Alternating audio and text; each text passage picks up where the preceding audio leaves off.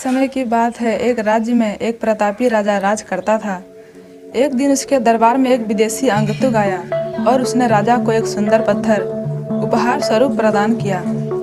राजा वह पत्थर देख बहुत प्रसन्न हुआ। उसने उस पत्थर से भगवान विष्णु की प्रतिमा का निर्माण कर उसे राज्य के मंदिर में स्थापित करने का निर्णय लिया और प्रतिमा निर्माण का कार्य राज्य के महामंत्री को सौंप दिया। महामंत्री गांव के सर्वश्रेष्ठ मूर्तिकार के पास गया और उसे वह पत्थर देते हुए बोला, महाराज, मंदिर में भगवान विष्णु की प्रतिमा स्थापित करना चाहते हैं। 7 दिवस के भीतर इस पत्थर से भगवान विष्णु की प्रतिमा तैयार कर राजमहल पहुंचा देना। इसके लिए तुम्हें 50 स्वर्ण मुद्राएं दी जाएंगी।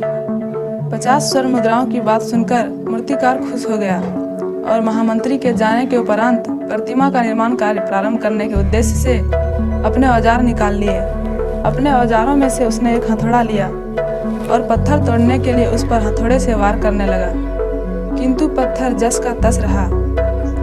मूर्तिकार ने हथौड़े के कई बार पत्थर पर वार किए, किंतु पत्थर नहीं टूटा।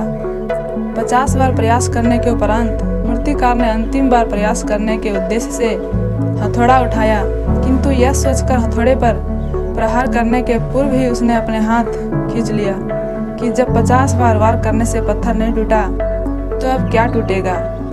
वह पत्थर लेकर वापस महामंत्री के पास गया और उसे यह कह वापस कराया कि इस पत्थर को तोड़ना नामुमकिन है, इसलिए इससे भगवान विष्णु की प्रतिमा नहीं बन सकती। महामंत्री को राजा का आदेश हर स्थिति में पूर्ण करना था, इसलिए उसने भगवान विष्णु की प्रतिमा निर्मित करने का कार्य गांव के एक साधारण मूर्तिकार को सौंप दिया। पत्थर लेकर मूर्तिकार ने महामंत्री के सामने ही उस पर हथौड़े से प्रहार किया और वह पत्थर एक बार में ही टूट गया। पत्थर टूटने के बाद मूर्तिकार प्रतिमा बनाने में जुट गया। इधर महामंत्री सोचने लगा कि काश पहले मूर्तिकार ने एक अंतिम प्रयास और किया होता तो सफल हो गया होता और 50 स्वर्ण मुद्राओं का हकदार बनता।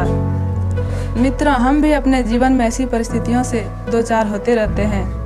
कई बार किसी कार्य को करने के पूर्व या किसी समस्या के सामने आने पर उसका निराकरण करने के पूर्व ही हमारा आत्मविश्वास डगमगा जाता है और हम प्रयास किए बिना ही हार मान लेते हैं।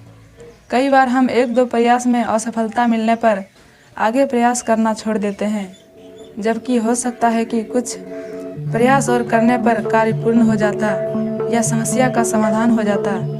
यदि जीवन में सफलता प्राप्त करनी है तो बार बार असफल होने पर भी तब तक प्रयास करना नहीं छोड़ना चाहिए जब तक सफलता नहीं मिल जाती।